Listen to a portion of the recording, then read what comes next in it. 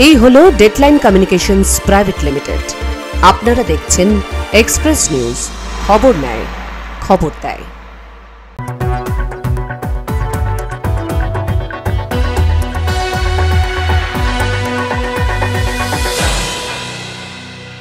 Express news brought you by Parashmani medical centre private limited.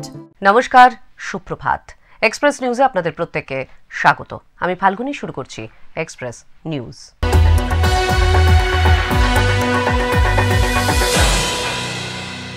Labour কমিশনারের দ্বারস্থ আসানসোল পুরসভা। আসানসোল ও বার্নপুরের IISCO still plant আইএসপির outsourcing কর্মীরা সেলের অন্যান্য কারখানার তুলনায় কম বেতন পাচ্ছেন।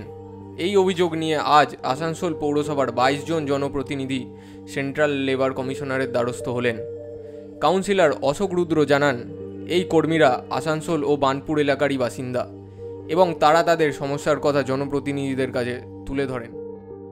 উনি বলেছেন যে কয়েকটা আমরা বিষয় এখানে এসে দিয়েছি, যে আমাদের পশ্চিম বর্ধমানে সেলের 3টে কারখানা আছে। তার মধ্যে একটা এই আমাদের ইস্কো স্টিল প্ল্যান্ট, একটা দুর্গাপুর স্টিল প্ল্যান্ট, একটা অ্যালো স্টিল প্ল্যান্ট। আমরা দেখি এখানকার থেকে দুর্গাপুর অ্যালো স্টিল প্ল্যান্ট 6 থেকে 8,000 টাকা মাইনে বেশি পায়। এনারা কিছুই জানতেন না। এরা বলেছেন এনাদের আন্ডারে যতটা দেখার আছেন এরা বিষয়টা নিয়ে দেখবেন, এনারা কথা বলবেন সেল অথরিটির সাথে। বিষয়টি গুরুত্ব সহকারে দেখার জন্য কমিশনারকে আবেদন জানানো হয়েছে। কমিশনার অফিস থেকে বিষয়টি খতিয়ে দেখার আশ্বাস দেওয়া হয়েছে বলে জানিয়েছেন কাউন্সিলর অশোক রুদ্র। কর্মীরা তাদের ন্যায্য বেতনের অপেক্ষায় রয়েছে। Bureau report, express news. নদিয়ার নবদ্বীপে প্রতি বছর মহাসমারোহে পালিত হয় গৌরাঙ্গ মহাপ্রভুর জামাই ষষ্ঠী। ঐতিহ্য পরম্পরা মেনে নিষ্ঠার সঙ্গে পালন করা হয় জামাই ষষ্ঠীর বিভিন্ন আচার অনুষ্ঠান। আজ দেখাবো তারই এক ঝলক। জামাই ষষ্ঠীর দিন ভোর থেকে বিভিন্ন ধর্মীয় আচার অনুষ্ঠানের মধ্য দিয়ে জামাই হিসেবে বরণ করা হয় ধামেশ্বর গৌরাঙ্গ মহাপ্রভুকে। নদিয়ার নবদ্বীপ ধামেশ্বর মহাপ্রভুর মন্দিরে হয় সমস্ত অনুষ্ঠান। নতুন ধুতি পাঞ্জাবিতে সাজানো হয় মহাপ্রভুকে, পরানো হয় রজনীগন্ধা ফুলের মালা, গায়ে দেওয়া হয় সুগন্ধি আতর। মহাপ্রভুকে নিয়ে এই বিশেষ দিনে মহাসমারোহের আয়োজন দেখতে প্রচুর দর্শনার্থীরা ভিড় করেন ধামেশ্বর মহাপ্রভুর মন্দিরে।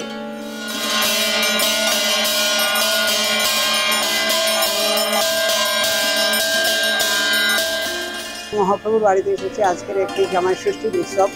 তাই মহাপ্রভুকে তো সবাই জামাই ষষ্ঠী করে, তাই আমরাও মহাপ্রভুকে জামাই ষষ্ঠী রূপে সেবা দেওয়ার জন্য এসেছি। তার সেবা নিয়ে এসেছি, তাকে সেবা দেওয়ার জন্য। মধ্যাহ্ন ভোজে থাকে এলাহি আয়োজন। মধ্যাহ্ন ভোগ হিসেবে তাকে নিবেদন করা হয় শাক, থোর, মোচা, শুক্তো, রকমারি তরকারি, ডাল, ভাজা, ছানার ধোকা, পনির, ডালনা, পোস্ত। এছাড়াও বিশেষ ভোগ হিসেবে এদিন আমের রস ক্ষীরের সঙ্গে মিশিয়ে প্রস্তুত করা হয় জামাই ষষ্ঠী স্পেশাল আম ও নবদ্বীপের দই। সব শেষে দেওয়া হয় মশলা ও সাজা পান। প্রধানত মহাপ্রভুকে আমাদের এখানে জামাই রূপেই সেবা চলে, সারা বছর ধরেই কম বেশি চলেই থাকে। এক একজনের সেবায়িতের মতে এক এক রকম সেবা দেয়া হয়, কিন্তু আজকের যেহেতু একটি বিশেষ দিন ষষ্ঠী, তো সেই দিনে ওনাকে বিভিন্ন সাজ সরঞ্জামের সাথে মায়েরা, আমাদের ঘরের যারা মায়েরা আছেন তারা এসে ষষ্ঠী দেন এবং তারপরে দুপুরবেলায় এক এক ক্রমে ভোগ সাজানো হয়, বিভিন্ন পদ করা হয় ভোগে, 56 মিষ্টিরও চেষ্টা করা হয়, এরকম করা হয়ে থাকে। প্রসঙ্গত বিষ্ণুপ্রিয়া দেবীর বংশের জামাতা ধামেশ্বর গৌরাঙ্গ মহাপ্রভু। জামাই ষষ্ঠীর দিন প্রতিপদে বুঝিয়ে দেওয়া হয় গৃহত্যাগী শ্রী চৈতন্য দেব আসলে গোস্বামীদের জামাই রাজা। গোটা দিনের পুজোর মধ্যেই প্রকাশ পায় তাঁর এই জামাই আদরের বহর। বিষ্ণুপ্রিয়া প্রাণধন সেদিন সারা নবদ্বীপের মানুষের চোখে জামাই হিসেবেই আদর পেয়ে থাকেন। নবদ্বীপের মহাপ্রভু মন্দিরে কয়েকশো বছর ধরে চলে আসছে এই রীতি। মহাপ্রভুকে নতুন ধুতি পাঞ্জাবিতে সাজানো হয় জামাই বেশে, পরানো হয় রজনীগন্ধা গোলাপের মালা, গায়ে আতর, রূপোর রেকাবিতে ছানা মিষ্টি দেওয়া হয়। সন্ধ্যাবেলা নাট মন্দিরে বিশেষ কীর্তন, উজ্জ্বল আলোকসজ্জার আয়োজন, ঘিয়ের লুচি, মালপোয়া আর রাবড়ি সহযোগে রাত 9টায় শয়নভোগ নিবেদন করা হয়। সঙ্গে থাকে খিলি করে সাজা সুগন্ধি পান। এই দিনটিতে নবদ্বীপ যেন ভক্ত ভগবানের মিলন ক্ষেত্রে পরিণত হয়। নদিয়া থেকে মাধব দেবনাথের রিপোর্ট, express news. Arambagh bus stand Hooghly জেলার একটি গুরুত্বপূর্ণ পরিবহন কেন্দ্র, যেখানে প্রতিদিন হাজার হাজার মানুষের আনাগোনা হয়, কিন্তু সেই বাস স্ট্যান্ড জুড়েই এখন চলছে দুষ্কৃতীদের আনাগোনা। তাই সেই দুষ্কৃতীর তাণ্ডব রুখতে আরামবাগ বাস অ্যাসোসিয়েশন পদক্ষেপ গ্রহণ করলো। আরামবাগ বাস স্ট্যান্ডে দীর্ঘদিন ধরে চলে আসা অবৈধ ব্যবসা, অসামাজিক কার্যকলাপ, নারী হেনস্থা, চুরি এবং মাতালদের উৎপাদের মতো ঘটনাগুলোর কারণে যাত্রীদের মধ্যে উদ্বেগ বাড়ছিল। যদিও পুলিশি অভিযান চালানো হয়েছে, সমস্যা পুরোপুরি দূর হয়নি। এই পরিস্থিতিতে বাস যাত্রীদের সহযোগিতা ও সুরক্ষায় এগিয়ে এসেছে Arambagh mini bus operators welfare association bus স্ট্যান্ডের প্রতিটি বাসে এবং বিভিন্ন স্থানে পোস্টার ও লিফলেট লাগিয়েছে। এতে যাত্রীদের, বিশেষ করে মহিলা ও ছাত্রছাত্রীদের যে কোনো সমস্যায় সাহায্যের জন্য এগিয়ে আসার বার্তা দেওয়া হয়েছে। হেনস্থা, নেতিবাচক মন্তব্য বা খারাপ আচরণের শিকার হলে অ্যাসোসিয়েশনের সাথে যোগাযোগ করতে বলা হয়েছে এবং দুটো ফোন নাম্বারও দেওয়া হয়েছে। যাত্রীরা অ্যাসোসিয়েশনের এই উদ্যোগে সাধুবাদ জানিয়েছে। একজন যাত্রী বলে, আগে বাস স্ট্যান্ডে আসতে ভয় পেতেন, কিন্তু এই উদ্যোগে তিনি সাহস পেয়েছেন। বাসের কর্মীরাও মনে করেছেন এর ফলে ছিনতাই ও পকেটমারির অভিযোগ কমবে এবং তাদের ওপর দায় চাপানোও কমবে। আমরা তো প্রচুরই খুশি বাস অ্যাসোসিয়েশনের পক্ষ থেকে যে উদ্যোগটা নিয়েছে, আমরা তো সাধুবাদ জানাই, ভালোই। আর দ্বিতীয় কথা, আরামবাগ বাস স্ট্যান্ডে প্রত্যেক দিন কিছু না কিছু ঘটনা ঘটতেই থাকে, প্লাস আমাদের সাথে ঘটেছে। আর এতে আমরা প্রচুরই খুশি যে উদ্যোগ নিয়েছে বাস অ্যাসোসিয়েশনের পক্ষ থেকে। তোমরাও যদি কোনো অসুবিধাতে পড়ো, বাস অ্যাসোসিয়েশনের পক্ষ থেকে যোগাযোগ করলে প্রবলেম সলভ করা যাবে। অ্যাসোসিয়েশনের সম্পাদিকা মধুমিতা ভট্টাচার্য জানান, কোনো অপ্রীতিকর ঘটনা যাতে না ঘটে তার জন্যই এই পোস্টার ও লিফলেট বিতরণ করা হয়েছে। জনসাধারণকে সচেতন করার জন্য এবং বাস যাত্রীদেরকে সচেতন করার জন্য আমাদের এই লিফলেটে এটাই লেখা আছে যে অ্যাসোসিয়েশনের পক্ষ থেকে আমরা এটাই জানিয়েছি, যদি কেউ হেনস্থার শিকার হয়, নেতিবাচক কোনো মন্তব্য, ক্রমাগত অপমান বা হুমকি, কোনো মহিলার সাথে খারাপ আচরণ করলে যোগাযোগ করতে হবে আমাদের Arambagh bus mini bus operators welfare অ্যাসোসিয়েশনে। তবে আরামবাগ পৌরসভার চেয়ারম্যান সমীর ভান্ডারী এই বিষয়ে ভিন্ন মত দিয়েছেন। তিনি দাবি করেন, বাস স্ট্যান্ডে কোনো অপ্রীতিকর ঘটনা ঘটেনি এবং সুরক্ষার জন্য পুলিশ এবং নতুন করে 87টি সিসিটিভি ক্যামেরা লাগানো হয়েছে। তিনি বলেন, কে কি করছে তা দেখে লাভ নেই। আমরা ওখানে নিজেরা দেখছি, তদারকি করছি, পুলিশ আছে, পুলিশ দেখছে, আমরা নতুন করে 87টা সিসিটিভি লাগিয়ে দিয়েছি। এরপর ওখানে কোনো অপ্রীতিকর ঘটলে তো আমরা দেখতে হবে। এই উদ্যোগে আরামবাগ বাস স্ট্যান্ডে যাত্রীদের জন্য একটি নিরাপদ পরিবেশ তৈরিতে সহায়ক হবে বলে আশা করা যায়। আরামবাগ থেকে পিন্টু লাগার রিপোর্ট, এক্সপ্রেস নিউজ। এক্সপ্রেস নিউজে এখন নিয়ে নেব একটা ছোট্ট বিজ্ঞাপন বিরতি। বিরতির পর ফিরে আসছি, সঙ্গে থাকুন, দেখতে থাকুন এক্সপ্রেস নিউজ।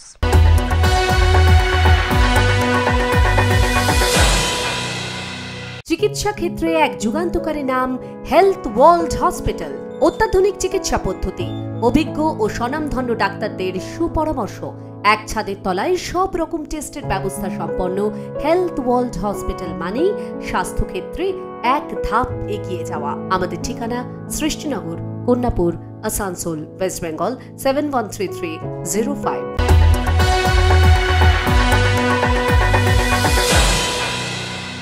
ফিরে এলাম বিজ্ঞাপন বিরতির পর। আপনারা দেখছেন এক্সপ্রেস নিউজ।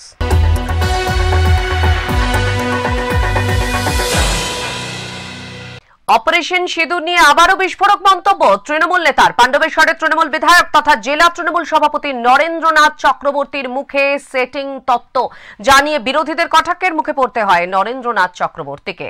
দুর্গাপুরে একটি দলীয় কর্মী সভায় নরেন্দ্রনাথ চক্রবর্তীর বিতর্কিত মন্তব্য সোশ্যাল মিডিয়া ভাইরাল হওয়ার পর শোরগোল পড়ে যায়। কিন্তু ঠিক কী বলেছেন পাণ্ডবেশ্বরের বিধায়ক? গত 4 তারিখে দুর্গাপুরের একটি সভায় তিনি বলেন, সিঁদুর খেলা কিভাবে শুরু করেছে বিজেপি সরকার দেখেছেন তো? গোটাটাই যুদ্ধ খেলা, গোটাটাই নাটক। পাকিস্তানের সঙ্গে ফিটিং করে এই খেলা, চিত্রনাট্য। তিনি কাশ্মীর প্রসঙ্গে প্রশ্ন তুলে বলেন, পুরো কাশ্মীর জুড়ে মিলিটারি থাকে, ইনসাস রাইফেল নিয়ে প্রহরায় থাকে। তাহলে পহেলগাঁওয়ে সেই দিন কেন সেনাবাহিনী ছিল না? আসলে এটা ছিল একটা চিত্রনাট্য। তৃণমূল বিধায়ক আরও হুঁশিয়ারি দেন, মনে রাখবেন, সিঁদুর বাঙালির রক্তে, সিঁদুর মায়েদের মাথায় থাকে।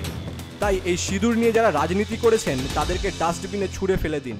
তৃণমূল বিধায়কের এহেন মন্তব্যের পরই সরব হয়েছে গেরুয়া শিবির। তীব্র প্রতিক্রিয়া জানিয়েছেন নরেনকে খোঁচা বিজেপি নেতা জিতেন্দ্র তিওয়ারির। মাফিয়া এন্টি সোশ্যালদেরকে রাজনৈতিক পরিসর থেকে দূরে রাখতে হয়, তাদেরকে রাজনীতিতে স্পেস দিয়ে দিলে এটাই হয়। তারা জানেই না কি বলা উচিত কি বলা উচিত না, অর্ধশিক্ষিত, উচ্চ মাধ্যমিক কোনোভাবে পাস করেছে, ওর কাছে তো এর চেয়ে বেশি আশা করা যায় না। আর ও অনুব্রত মণ্ডলের শিষ্য, ও তো এগুলোই বলবে।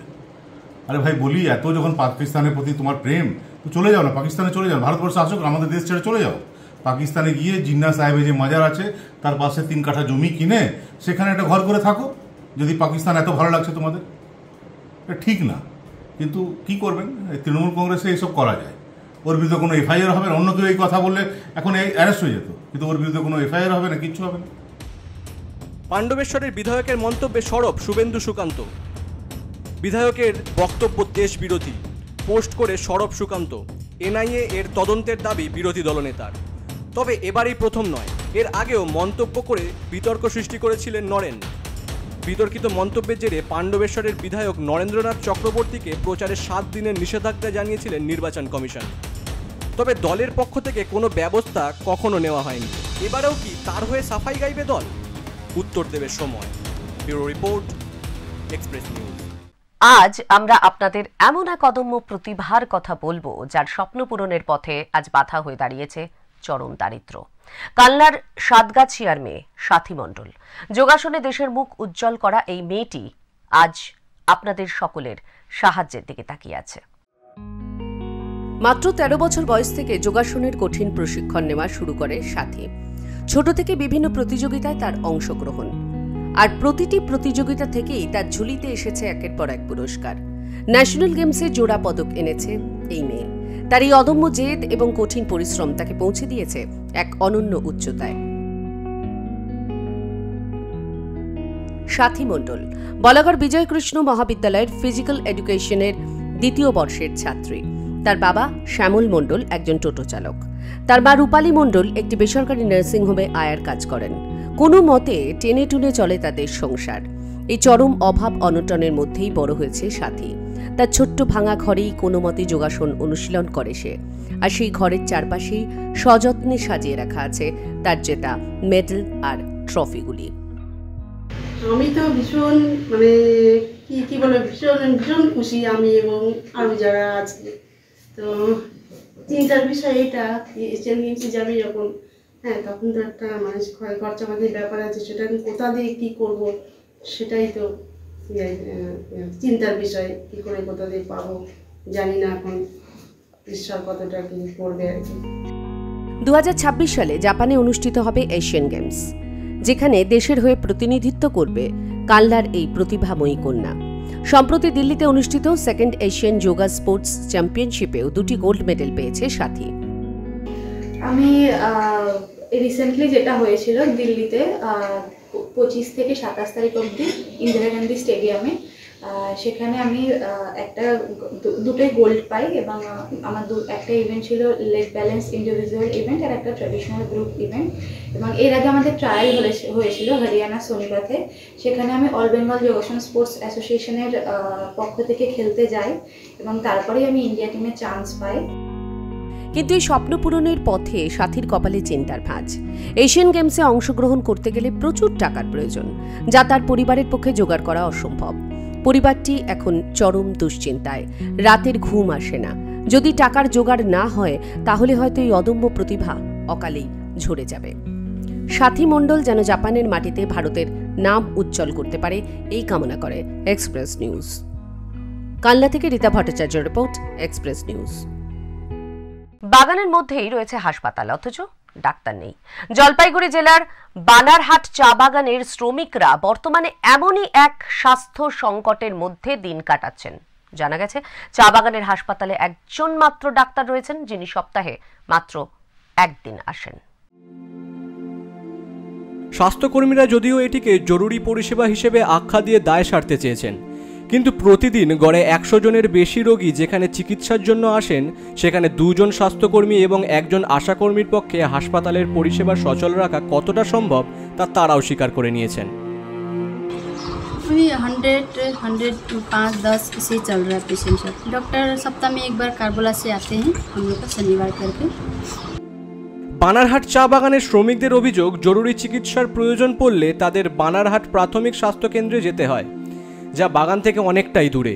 এই দূরত্ব এবং সময় ক্ষেপণ অনেক সময় পরিস্থিতিকে আরও জটিল করে তোলে। कभी आता है कभी नहीं आता है डॉक्टर। हम लोग तो ये चिलौनी बागान का लाइन का है। प्रॉब्लम होता है, डॉक्टर कभी आता है, कंपाउंडर बैठता है, कभी डॉक्टर नहीं बैठता है। এই বিষয়ে বাগান মালিক পক্ষ অবশ্য মুখে কুলু পেটেছে। শ্রমিকরা জানিয়েছেন অতীতে বাগানের হাসপাতালেই একজন ডাক্তার সবসময় উপস্থিত থাকতেন এবং চিকিৎসা ব্যবস্থাও বেশ ভালো ছিল। তবে মালিক পক্ষের গা ছাড়া মনোভাবের কারণে শ্রমিকরা ঠিকমতো মজুরিও পান না, আর চিকিৎসা পরিষেবা দিন দিন বেহাল হয়ে পড়েছে। অবিলম্বে এই সমস্যার সমাধান না হলে বড়সড় স্বাস্থ্য সংকটের আশঙ্কা করছেন স্থানীয়রা। জলপাইগুড়ি থেকে সৌভিক দত্তের report, express news. Express news এখনকার মতো এ পর্যন্তই। চোখ রাখুন এক্সপ্রেস নিউজের পর্দায়। এক্সপ্রেস নিউজ খবর নেয়, খবর দেয়।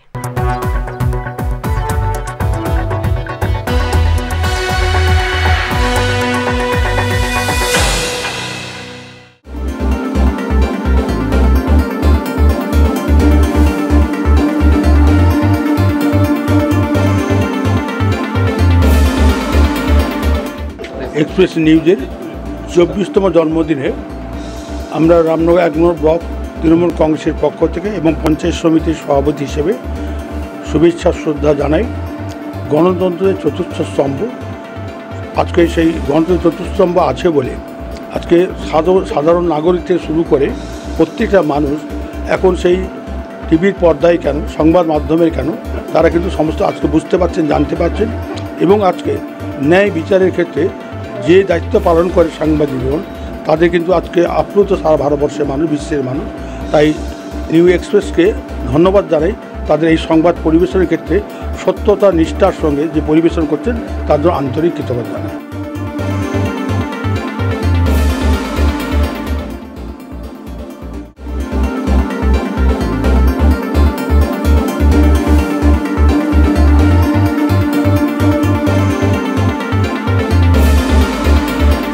আগামী 10ই জুন এক্সপ্রেস নিউজের 24 বছর পূর্ণ হতে চলেছে। আমি এই এক্সপ্রেস নিউজের আমি সকল সদস্য এবং পরিবারকে শুভেচ্ছা জানাই। ওদের এই এক্সপ্রেস নিউজ দর্শকের জন্য এবং মানুষের জন্য, সমাজের বিভিন্ন কাজের জন্য তাদের অগ্রগতি কামনা করি। এই এক্সপ্রেস নিউজ মানুষের পরিষেবায় আরও উন্নতর হয়ে উঠুক।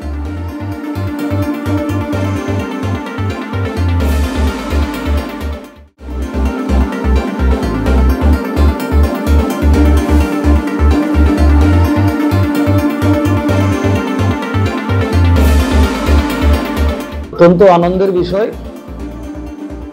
এক্সপ্রেস নিউজ 23 থেকে 24 বছরে পদার্পণ করছে। তাই এক্সপ্রেস নিউজের যে সমস্ত কর্মকর্তারা আছেন, যে সমস্ত সাংবাদিক বন্ধুরা আছেন, আমার পশ্চিম মেদিনীপুরের ডেবরা ব্লক পঞ্চায়েত সমিতির পক্ষ থেকে সবাইকে ধন্যবাদ জ্ঞাপন করি।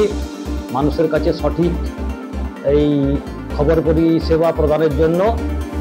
তাই সবাইকে অনুরোধ করব, আপনারা এক্সপ্রেস নিউজ দেখুন, আমিও দেখি, আপনারাও দেখুন।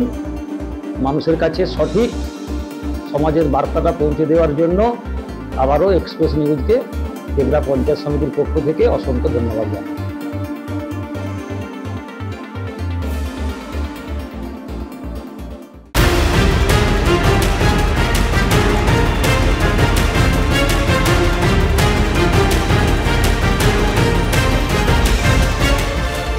এই হলো ডেডলাইন কমিউনিকেশনস প্রাইভেট লিমিটেড। আপনারা দেখছেন এক্সপ্রেস নিউজ, খবর নেয়, খবর দেয়।